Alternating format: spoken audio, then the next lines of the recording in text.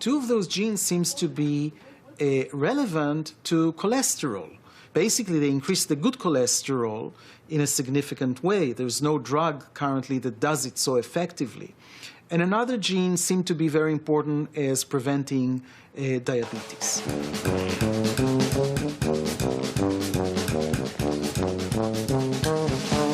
For most of us, how much we eat and exercise is key to how healthy we are and to how long we live. But there was something rather shocking about these centenarians. 30% smoke 2 packs of cigarettes for more than 40 years. Because our centenarians have longevity genes, they are protected against many of the effects of the environment. That's why they do whatever they want to do and they get there anyhow.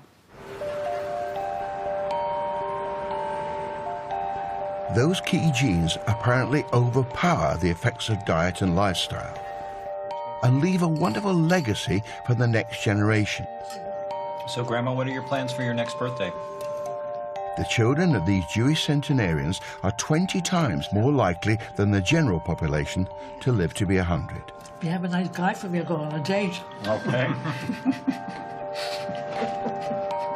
For the rest of us, what our genes might have in store is a lottery.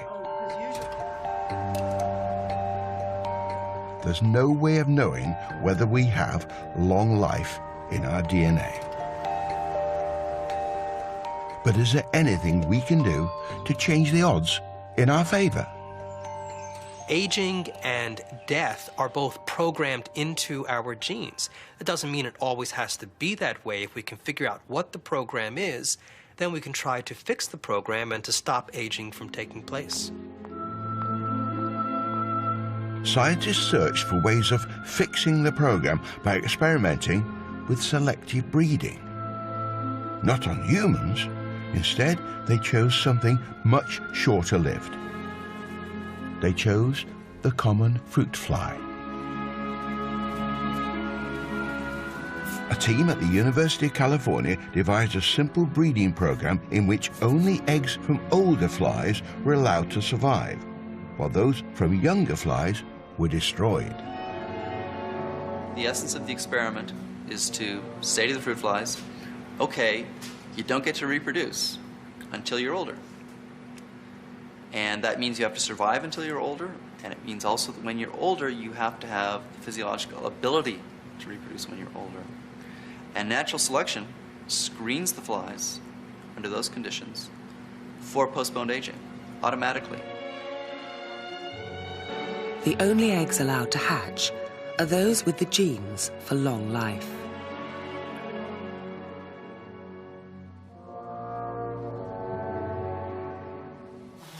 This single experiment has been going on for over 2 decades.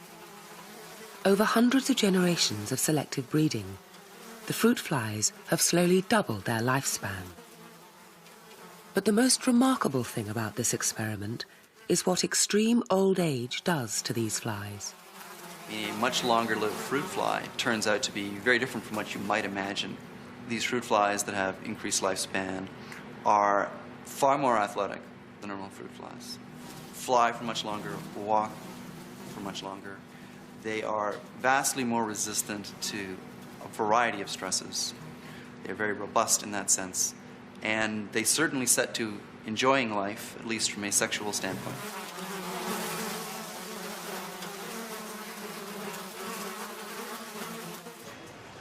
A longer life and more sex sounds like a win-win situation for fruit flies, but really, could we do that with humans? Use selective breeding to lengthen our lives? Think of the ethical nightmare of that. So, if we couldn't breed for immortality, could we still find the answer somewhere else, deep within ourselves? Scientists working in another area of aging research thought they had it. Only this time the insight came from not studying the very old, but the tragic cause of aging in the very young. In 2000, Horizon met Ori Barnett, a young boy suffering from the rare disease progeria, which causes early aging. Although only 3, Ori already had wrinkles, stiff joints, and thinning hair.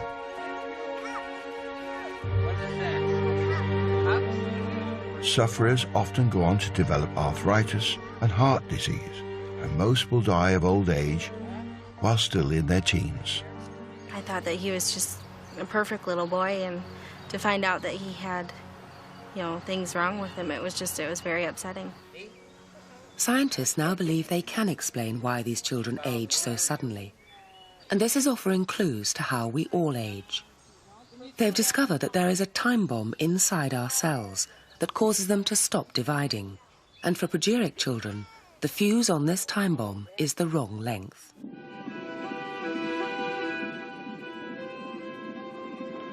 Inside every cell in our body, at the end of our chromosomes, is a piece of DNA called a telomere. It stops the DNA from fraying as it divides. But every time a cell divides, the telomere gets shorter.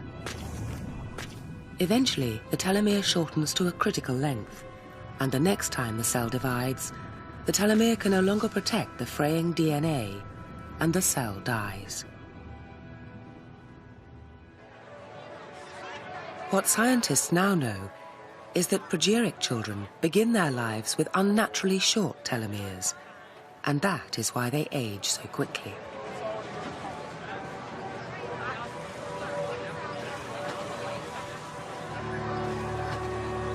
If the shortening of the telomeres could be slowed or reversed, then perhaps there was a hope of a cure for progeria and the chance of influencing the way we age. Scientists knew that an enzyme called telomerase could repair telomeres. Researchers at the University of Texas inserted the gene for telomerase into skin cells taken from an old man and waited to see if they started producing the enzyme. I can remember the postdocs bringing me the gel. This is a piece of film showing that these cells had telomerase. And I told the postdocs, remember this moment, because it was one of those, it wasn't one of these eureka sort of things, but it was almost like that, because we were sitting there and I realized for the very first time we were able to actually put cellular aging on hold. These scientists had made an old human cell act young again.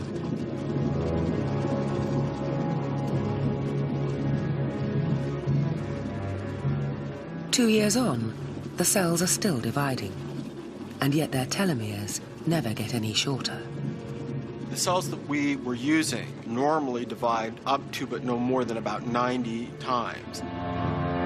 In contrast, the cells into which we put this enzyme telomerase did not stop, have continued dividing and have continued dividing and have continued dividing, and they're still dividing, and some of them have now undergone 400 doublings. So you can say that's 4 or 5 or 6 times their normal lifespan, but they've been behaving so consistently that we're considering them immortal. Our expectation is that they will never stop dividing.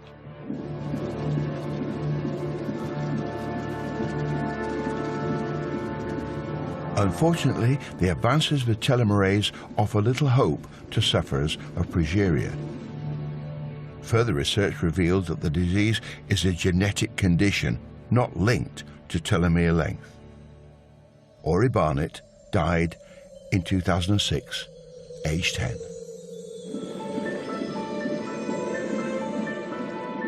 For aging research, the work of telomerase was an extraordinary breakthrough, though this apparent immortality comes at a price. As Liz Bonin discovered when she observed the one situation where adult cells naturally produce telomerase of their own accord. They look like pretty normal cells to me, Tom. What kind of cells are they? Well, they come from this woman here, Henrietta Lacks. Right. Now, she died back in America, 1951. So these are live cells from a dead woman? Correct. That sounds very weird. How does that work? These cells are exceptional. These cells are expressing telomerase. So these cells can replicate endlessly? Absolutely. So are they as such immortal? Well, to me they are. They're immortal. They're growing on. Give me some cells, we'll put telomerase in, and they'll live forever. But there's a drawback. See, I knew there'd be a catch. What's the problem? To be honest, these are the cells that killed her. these are cancer cells. What's happening here is these cells have divided too long. And as a cell grows and divides, it's going to accumulate damage. All sorts of sources are going to damage the DNA. And that accumulation of damage is what can lead to cancer. So if you keep your cell alive longer than it should be, the DNA just gets more and more damaged and it can lead to cancer. Exactly. And one of the key roles here of telomeres and the telomere shortening and the death of the normal cell in preventing cancer.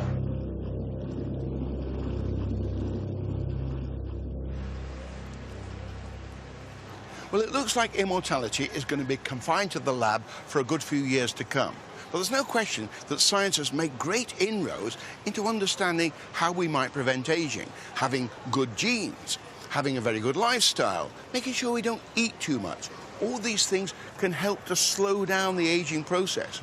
But we're not really much closer to finding a concrete solution to preventing aging, which is why some people aren't looking to slow the clock down, but actually to turn it backwards by repairing the damage that aging has already done to the body. And wherever there are those who claim to have the power of regeneration, there are others who are willing to believe them. And while the scientists laboriously plot the foothills, the charlatans claim to have climbed the mountains and seen the view over. Ivan Popov, one-time court physician to the King of Yugoslavia, now full-time rejuvenationist.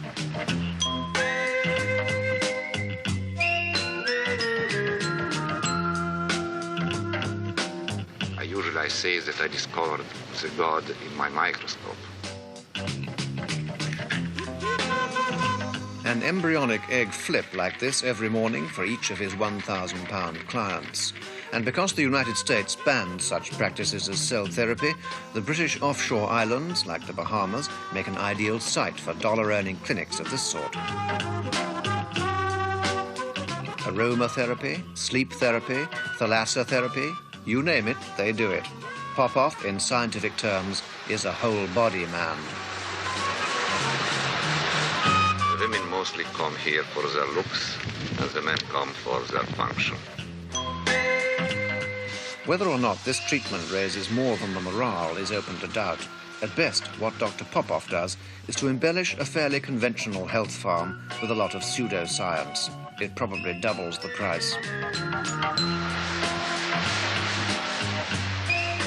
And pseudoscience seemed to come in many guises, some more gruesome than others.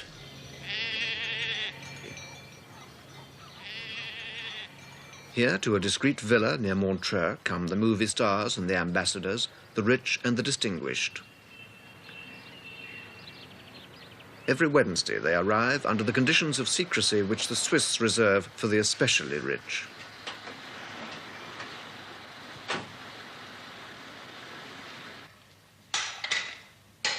Every Thursday, at least one of the pregnant black sheep is sacrificed and her unborn lamb taken from the womb. In one of the world's most macabre operations, the lamb is meticulously dissected by a team of surgeons. Each organ is placed in its labelled Petri dish.